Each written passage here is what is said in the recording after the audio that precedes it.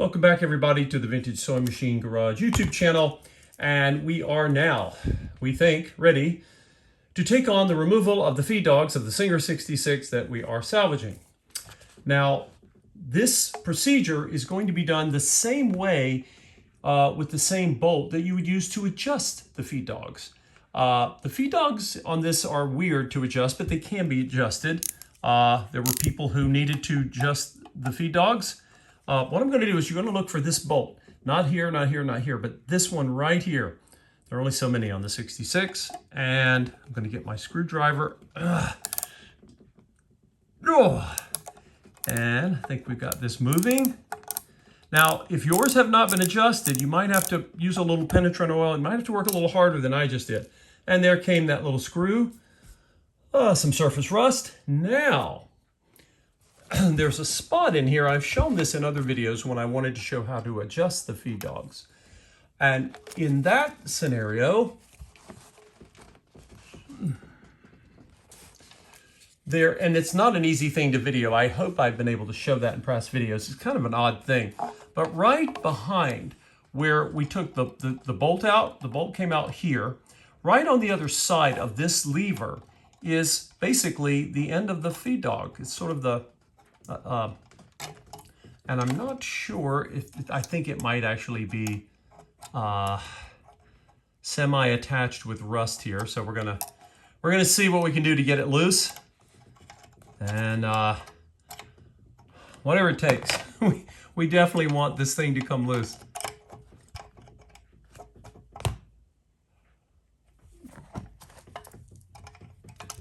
Hopefully it's not going to take too much of a effort.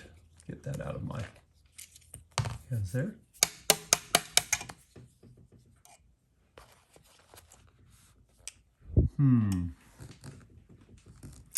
Not yet.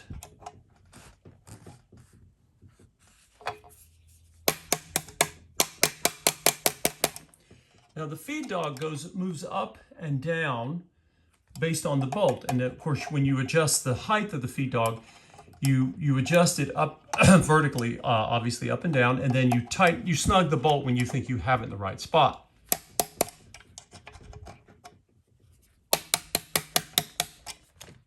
See if I can get any movement up top, and if not, I'll get a real honest-to-goodness hammer and we'll tap. See if we can get that loose.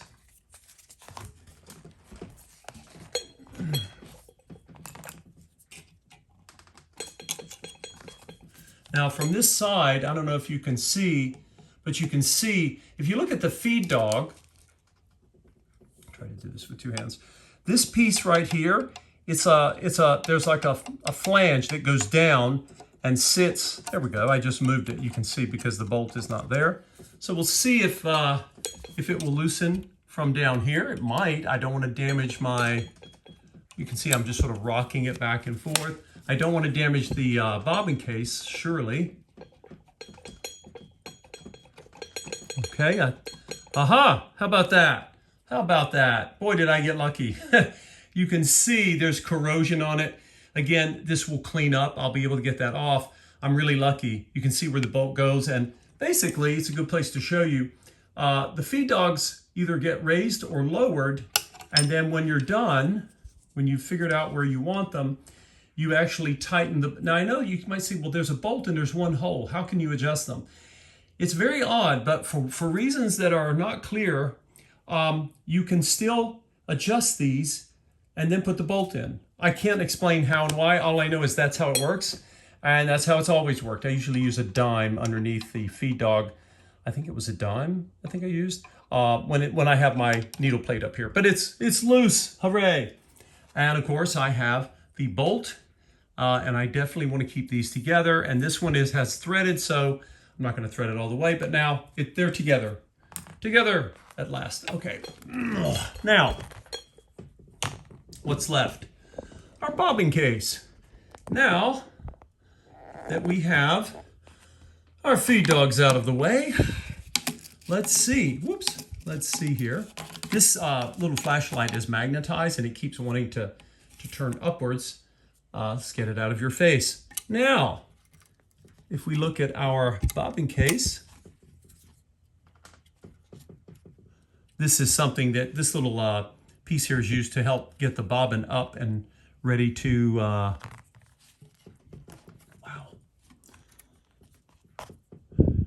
Get the bobbin ready to come out when you're ready to rethread that. And this is, wow, this thing is in there. It does not want to budge. How about that? Should we be shocked, given how cruelly this machine was treated in its life? Wow. Well, these little screws adjust the tension on the bobbin, so I don't believe they're going to help us at all. And of course, the bobbin case is actually riding on top. This ring here is the race. So it really should come up, but of course it's been sitting there for a long time. I don't want to warp it or damage it, so that's why you say, why are you being so gentle? Right? I'm trying to get it to move, to unseat without causing it harm. Not the easiest thing to do. Maybe come underneath. Let's see. Turn the machine on its side. Why not? Why not try that? Aha. And see if I can coerce this bobbin case to come off. No luck yet.